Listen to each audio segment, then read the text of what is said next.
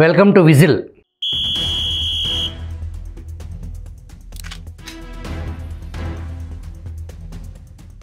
గడచిన 5 సంవత్సరాల జగన్మోహన్ రెడ్డి జమానాలో అనేక అకృత్యాలు, అమానవీయ సంఘటనలు, దళితుల హత్యలు, దౌర్జన్యాలు, దమనకాండ, ఆస్తుల విధ్వంసం, ఆస్తుల దురాక్రమణ వెరసి అంతులేని వేదన, 5 సంవత్సరాల విధ్వంస పాలనని ప్రజలు కులం, మతం, ప్రాంతంతో సంబంధం లేకుండా జగన్మోహన్ రెడ్డి శిబిరం నడిపిన అన్ని కుట్రలను ఛేదించి కూటమి పార్టీలకి అఖండ విజయాన్ని సాధించి పెట్టాయి.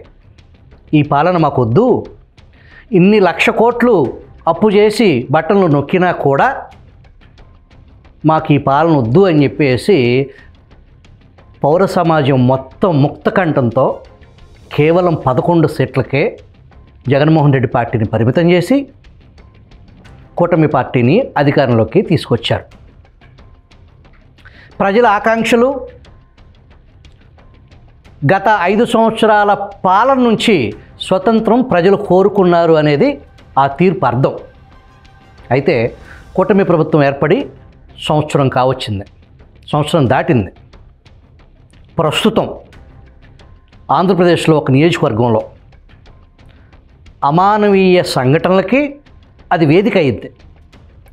బెదిరింపులు, దౌర్జన్యాలు, భూ కబ్జాలు, అక్రమ మైనింగు, అగ్రిగోల్డ్ భూములకు సంబంధించి దాంట్లో ఉన్న విలువైన సంపదని ఎర్రచందనం నుంచి జామాయిల్ వరకు అడ్డగోలుగా యథేచ్ఛగా నరుక్కోవటం, అడిగే నాదుడే లేడు, ఇది నా జమానా, ఇది నా రాజ్యం అని చెప్పేసి భరితెగించిన ఒక నియోజకవర్గం కథ.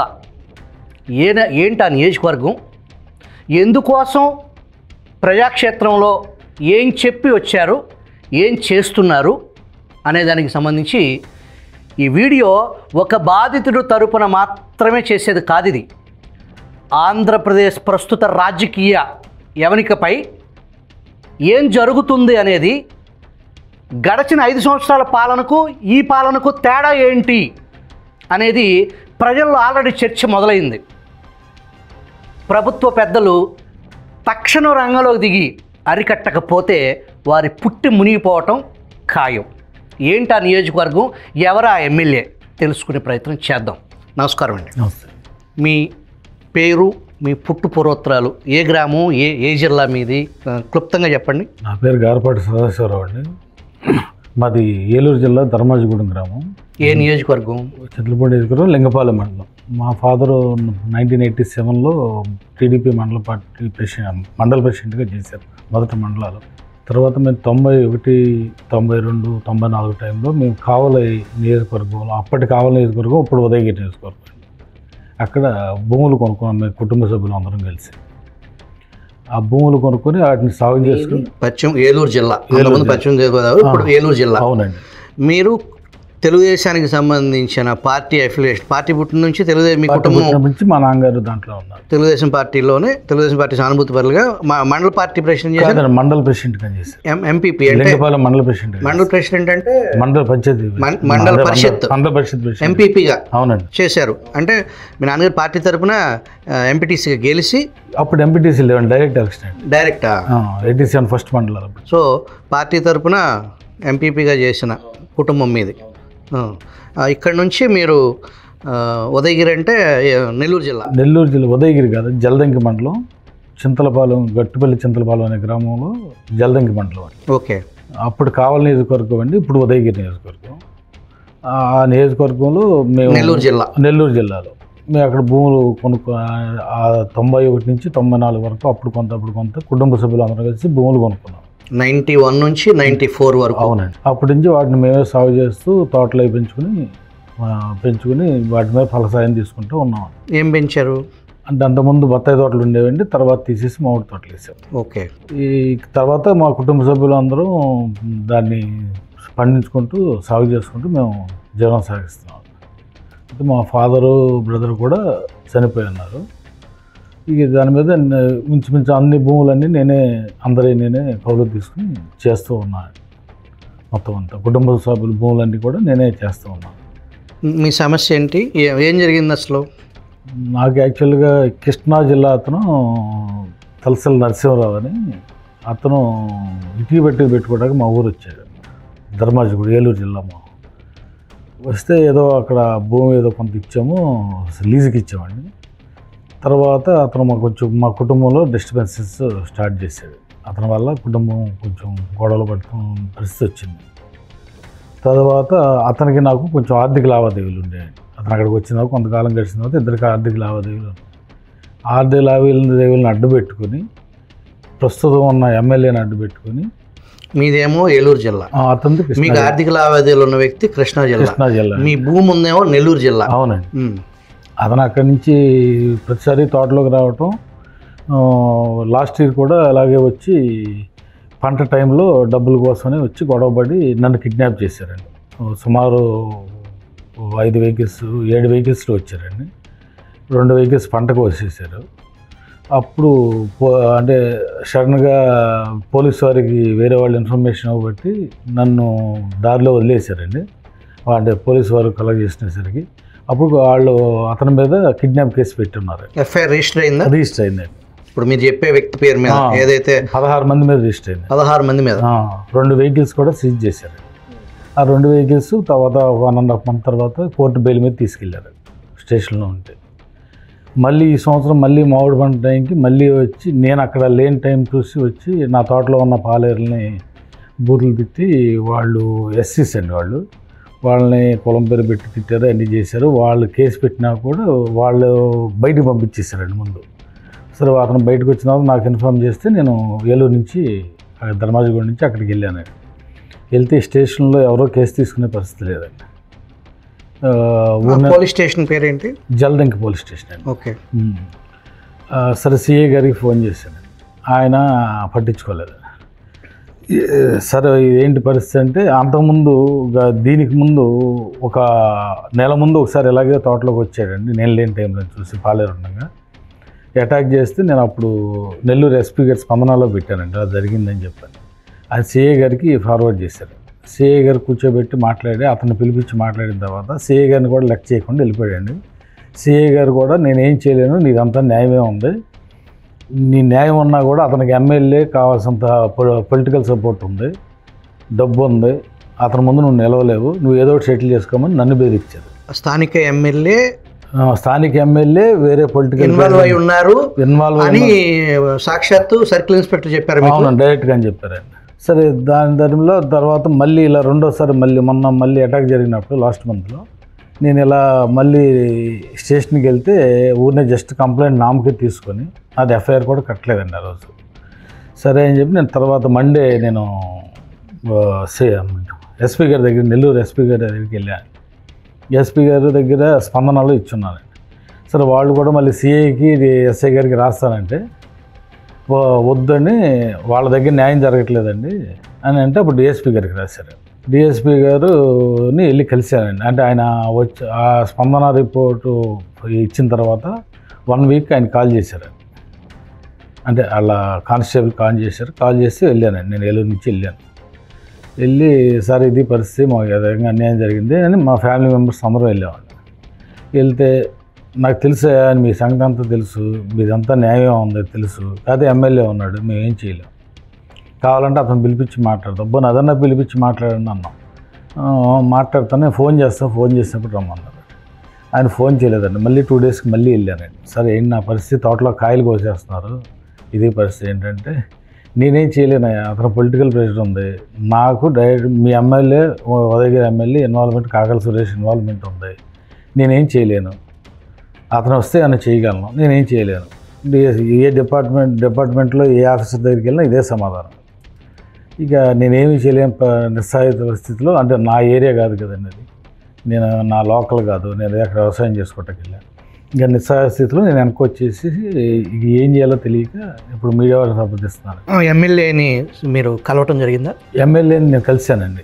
ఈ గొడవ జరగగానే వెళ్ళి ఎమ్మెల్యేని, అంటే సిఐ ఎస్ఐ ముందు వెళ్ళి ఎమ్మెల్యేని కలిసామని చెప్పారండి.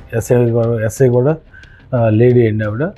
ముందు మీరు ఎమ్మెల్యే గారిని కలవండి, మీ సమస్య పరిష్కారం వద్దని చెప్పని ఆవిడ చెప్పింది. సరే అని ఎమ్మెల్యే గారి దగ్గరికి వెళ్ళాను. వెళ్తే నీ పేరేంటి, సరే వెళ్ళి సమస్య చెప్తుంటే పూర్తిగా కూడా అనుకోకుండా నీ పేరేంటి, నీ ఫోన్ నెంబర్ చెప్పు, అవతల అతని పేరేంటి అని అడిగాడు. చెప్పాను. సరే సాయంత్రం కల్లా నేను నీకు ఫోన్ చేస్తాను, మా టీం ఉంది, మా టీం ఎంక్వైరీ చేసి చెప్పుద్ది అన్న. సార్ పొద్దున సాయంత్రం కానీ పొద్దున వచ్చి కానీ కలవమంటారు ఒకసారి అంటే, మీరు కలవక్కల, మీ పని మీరు చూసుకోండి, నా పని నేను చేస్తాను అన్నారు. సరే నేను తర్వాత తెల్లారి వేరే ఉదయగిరి ఎమ్మెల్యే కాకర్ల సురేష్, ఉదయగిరి ఎమ్మెల్యే కాకర్ల సురేష్. దాని తర్వాత వాళ్ళ బ్రదరు కాకర్ల వెంకట్ అని ఉన్నారు, ఆయనతో కూడా మాట్లాడాను. అంటే అంతకుముందు ఆయన దీని విషయమే మాట్లాడుంటే దాని గురించి ఆ రోజు ఆయన కలిసి ఆయనతో కూడా మాట్లాడితే చూద్దాంలే అని చెప్పని ఆయన తప్పుకున్నారు. సరే తర్వాత 2 రోజులు కాయలు కోస్తుంటే నేను సర్లే అని మళ్ళీ వెంకట గారికి ఫోన్ చేస్తే ఆయన పొద్దునుంచి చేయంగా సాయంత్రానికి ఆయనే ఫోన్ చేసి, ఇవన్నీ ఎందుకు, భూమి అమ్మేసుకోరాదు, ఏదో రేట్ చేసి ఏదో సెటిల్మెంట్ కొనుక్కున్నాడు చూసుకుంటాడు కదా, భూమి అమ్మేసుకుని వెళ్ళిపోవచ్చు కదా, పార్టీ నీ దగ్గర ఉందా లేదా నన్ను చూడమంటావా అని అడిగాడు వెంకట గారు. అన్న ఇతనికి బంధువా? బంధువు అంటే అక్కడ కార్యక్రమాలు కూడా అతనే చూస్తుంటాడు, ఎమ్మెల్యే గారి కార్యక్రమాలు కూడా అతనే చూస్తుంటాడు ఇన్ఛార్జ్ లాగా. అంటే అతని తరపున, గవర్నమెంట్ తరపున కాదు. అలా జరిగిందండి. ఎన్నిసార్లు అతను కలిసి ప్రయత్నించినా ఇది జరిగి ఆల్మోస్ట్ 20-25 రోజులు జరుగుతుందండి. 25 రోజుల నుంచి వెంకట గారిని వేరే వాడి ద్వారా కూడా నేను కదిలిచ్చి ఇలా వచ్చి ఏదో న్యాయం చేయండి అని చెప్పని అడిగిస్తుంటే, నేను ఇక్కడ లేను అక్కడ లేను అది కొంటా చెప్పుకుంటా. సో ఇప్పుడు తోట ఎమ్మెల్యే గారి మనుషుల కంట్రోల్లో అదేనండి చెప్పబోయేది. ఆయన చెప్తుంటే వెంకట గారు ఆయన ఏం చెప్తున్నాడు, 2 రోజులతో వస్తా, 4 రోజులతో వస్తా అని చెప్పి, అంటే ప్రస్తుతం తోటలో ఉన్న కాయంతా కోసేస్తున్నారండి. ఆల్మోస్ట్ 95% కోసేసారు. అది డిలే చేసుకుంటూ వస్తాడండి. అంటే సెటిల్మెంట్ చేయకోకుండా, అంటే ఏం అవతల వ్యక్తులతో మాట్లాడంటే వాళ్ళతో కొల్యూడ్ అయిపోయి, అంటే అక్కడున్న నేను నా కోసం ఎవరున్న తోటలో, అంటే నేనుంటానన్న ఉద్దేశంతో తోటలోకి కాయలకో దీనికి వచ్చిన, ఎవరు ఇక్కడ రమ్మంది, మీరు ఎందుకు వచ్చారు, ఇది ఎమ్మెల్యే గారి తోట, అక్కడికి మా కజిన్ ఒక అతను వెళ్ళి, ఎమ్మెల్యే గారిది ఏంటో ఇది సదాశివరావు గారిది కదా అంటే, ఎమ్మెల్యే కాకర్ల సురేష్ గారిది, ఇక్కడ ఎవరు రాటాకి వెళ్ళలేదు అని బెదిరిస్తున్నారండి. అక్కడ రౌడీ షీటర్లను పెట్టారండి, అంటే ప్రొఫెషనల్గా ఉండే బ్యాచ్ని పెట్టారు. వాళ్ళు కనీసం తోటలోకి ఎవరన్నా మనిషి వెళ్తే చెట్టు కట్టేస్తున్నారండి. అసలు ఎవడెళ్ళినా సరే దేనికి వచ్చామనేది అడక్కోకుండా ముందు తీసుకెళ్ళి చెట్టు కింద కూర్చోబెట్టి కట్టేయటం. వాళ్ళు నువ్వు తోటలో రాటాకి వెళ్ళేదంటాం, వాళ్ళ తోట ఇది ఎమ్మెల్యే గారిది, ఎవరికి సంబంధం లేదంటాం అని. ఇప్పుడు దాంట్లో కూడా కొంతమంది మనుషులు, వీళ్ళు ఎమ్మెల్యే గారి మనుషులు, ఎమ్మెల్యే గారి కంట్రోల్లో ఉన్న తోట, ఎవరు రాటాకి వెళ్ళేది. ఇప్పుడు డిపార్ట్మెంట్ అదే చెప్తుందండి, తోటలో ఉన్న వాళ్ళు అదే చెప్తున్నారు. మీ బ్యాక్గ్రౌండ్ మీ తెలుగుదేశం పార్టీకి సంబంధించిన, అవునండి, తెలుగుదేశం పార్టీ కుటుంబం. అవునండి. ఈ విషయాన్ని పార్టీ ఆఫీస్కి, పార్టీ ప్రముఖులకి, పెద్దలకి ఏమన్నా తెలియజేశానండి. 9 రోజులు తిరిగాను సార్ పార్టీ ఆఫీస్ చుట్టూ. 9 రోజులు తిరిగి కేంద్ర కార్యాలయం, అవును, ఇక మంగళగిరి పార్టీ ఆఫీస్లో అక్కడ ఆల్రెడీ మాట్లాడాను. మేము మాట్లాడి చెప్తా ఉన్నారు సార్, అన్నీ అయిపోయింది. తర్వాత వన్ సాటర్డే ఈరోజు టైం అయిపోయింది, 1 వీక్ అంటే ఈ రోజు కాదండి, 1 వీక్ అవుతుందని అంటే, మండే రండి గ్రీవెన్స్లో వాళ్ళు రిటర్న్గా ఇవ్వండి అన్నారు. ఆల్రెడీ రిటర్న్గా ఇచ్చిన 1 వీక్ అయిందండి అని చెప్పాను. సరే మళ్ళీ ఒకసారి సోమవారం రండి అన్న. సోమవారం వెళ్తే పెద్దని కూర్చొని ఉన్నారు. ఏంటండి పరిస్థితి అంటే, కోర్టుకు వెళ్ళండి అని సలహా ఇచ్చారు. కోర్టుకు వెళ్ళండి సలహా కోసం కాదండి, నేను గ్రీవెన్స్కి వచ్చాను, నేను సలహా కేంద్రానికి రాలేదు. మీ పార్టీ ఎమ్మెల్యేలు, మీ డిపార్ట్మెంట్, ఈ గవర్నమెంట్లో డిపార్ట్మెంట్ ఇలా చేస్తుంది, దాని పరిష్కారం చూపిస్తారని ఇక్కడ దాకా వచ్చాను నేను. మీరు చెప్పే సమాధానం బాగలేదు సార్, అది కరెక్ట్ కాదు అని చెప్పి నేను వాళ్ళతో మాట్లాడితే, ఇప్పుడు మీరు ఏం చేయమంటారు, ఏదైనా కాకపోతే కోర్టుకు వెళ్ళటమే కదా, మనం చేసేది ఏముంటుంది అని వీళ్ళు పార్టీ హౌస్లో ఇలా అంటున్నారండి. అక్కడ వాళ్ళు ఎమ్మెల్యే అతను చేసే పని అతను చేస్తున్నాడు. అతను పూర్తిగా కంట్రోల్లో పెట్టినాడు తోట. అతను వాళ్ళ బ్రదర్ వెంకట్, అంటే వాళ్ళు రాకుండా ఈ నరసింహరావు అనేవాడిని మధ్యలో పెట్టుకుని, ఇతని దగ్గర ఎంత డబ్బు తిన్నారో తెలియదు. అంటే పబ్లిక్ టాక్ ఏంటంటే, ఈ కాయలన్నీ కూడా ఎమ్మెల్యే గారికి కోపించుకుంటున్నాడు అని. దగ్గర 40 లక్షల రూపాయలు కాపు ఉంటుంది ఈ సంవత్సరం. కాపు దాదాపు 40 లక్షలు. అంటే ఇంకా రేటు తక్కువ ఉందండి, రేటు బాగుంటే ఇంకా ఎక్కువ ఉండేది. దగ్గర 60-70 టన్నులు బంగినపల్లి రసాలు ఉంటాయి. సో పంట దక్కనివ్వలేదు మీకు, భూమిలోకి అడుగు పెట్టినట్లేదు. ఇంకేమనంటే చంపేస్తాం, SC/ST కేసులు పెడతాం, అక్కడ ఉందంతా SC/STలు, SC/STకి నా పాలేరు వచ్చి కేసు పెట్టినా కూడా అట్లీస్ట్ ఫోన్ జల్దంగి స్టేషన్లో తీసుకోలేదండి. అదేమంటే నువ్వు పెట్టావు ఇది ఒకటేలే, అతన్ని వేరే కులాలను పెట్టి తిట్టారండి. మళ్ళీ ఎస్పీ గారి దగ్గర కూడా స్పందనలో పెడితే ఇప్పటి వరకు పిల్లలను కూడా పిలవలేదు. అతని కేసు అయితే ఎఫ్ఐఆర్ కూడా కట్టలేదు. నా కేసు ఏదో నార్మల్గా కొన్ని దొమ్మికి వచ్చారు, గొడవ పడ్డారు అని ఆ సెక్షన్లో వేసి పంపించారు. ఇప్పుడు మీరు ఇప్పటివరకు ఏదైతే మీరు ఆరోపణ చేశారో దాంట్లో అసలు వాస్తవాలు ఏంటనేది ఎమ్మెల్యే గారి వివరణ కూడా తెలుసుకునే ప్రయత్నం చేద్దాం. ఒకసారి ఎమ్మెల్యే గారికి ఫోన్ చేద్దాం. చేయండి.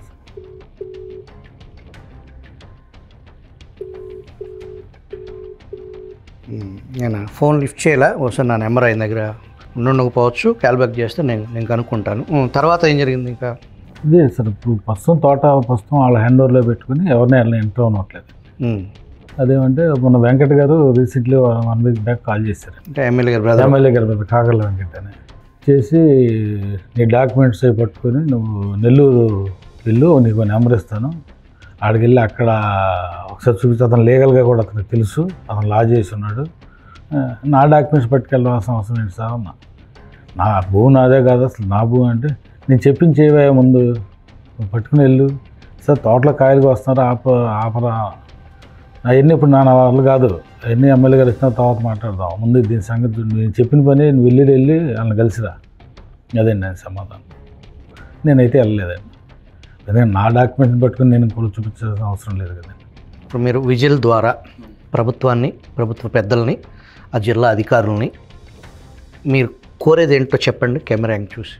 నేను పోలీస్ డిపార్ట్మెంట్ కానీ లేదా ప్రభుత్వ పెద్దలు కానీ అంటే నాకు న్యాయం చేస్తారని చెప్పి ఉద్దేశంతో మీ ద్వారా తెలియజేసుకుంటున్నానండి. ఎందుకంటే నాకు ఎక్కడ వెళ్ళినా కూడా స్పందనలో ఇచ్చినా, ఇంకోసారి ఇప్పుడు స్పందనలో ఇప్పుడు 2 సార్లు ఇచ్చున్నానండి, కనీసం దానికి ఏం రెస్పాన్స్ లేదు ఎస్పీ గారి స్పందనలో. ప్లస్ నేను పార్టీ ఆఫీస్లో స్పందనలో అదే గ్రీవెన్స్లో ఇచ్చున్నాను, అక్కడ ఏమీ స్పందన లేదండి. అందుకని తప్పని పరిస్థితిలో నేను మీడియాకి వచ్చాను. ఇప్పుడు నాకేంటంటే ఈ విషయాన్ని ఈ ఎమ్మెల్యేలని కంట్రోల్ చేయడం, గత ప్రభుత్వంలో కూడా ఇటువంటి కార్యక్రమాలు జరగబట్టే ఆ ప్రభుత్వానికి ఆ గతి పట్టిందండి. మళ్ళీ ఇప్పుడు కూడా వీళ్ళు ఇదే పరిస్థితి ఇప్పుడు అంటే వాస్తవంగా వీళ్ళు రాజకీయంగా వీళ్ళు కుటుంబాలు ఇలా వచ్చి ఉంటే వాళ్ళకేం తెలిసేదాం, వాళ్ళు 4 రూపాయలు డబ్బులు సంపాదించుకొని ఎన్ఆర్ఐలు అని చెప్పి డబ్బులు పట్టుకుని వచ్చేసి ఎమ్మెల్యేలు అయిపోయి వాళ్ళేది ఇక్కడ ఇలా ఇంకా దాన్ని రూపాయిని 10 రూపాయలు చేసుకుందాం అనే ఉద్దేశంతో వస్తున్నారు తప్ప ప్రజాసేవ చేసే ఉద్దేశం లేదండి.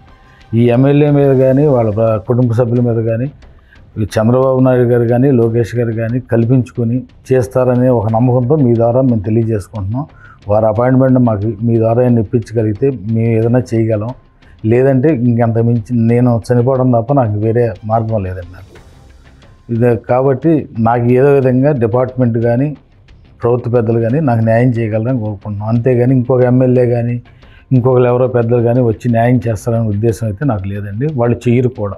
ఎందుకంటే ఇది నా జమానా, నా ఇష్టం, నా కాన్స్టిట్యున్సీ, ఇదే మాటలండి ఎమ్మెల్యే సురేష్ గారు మాట్లాడే మాటలు.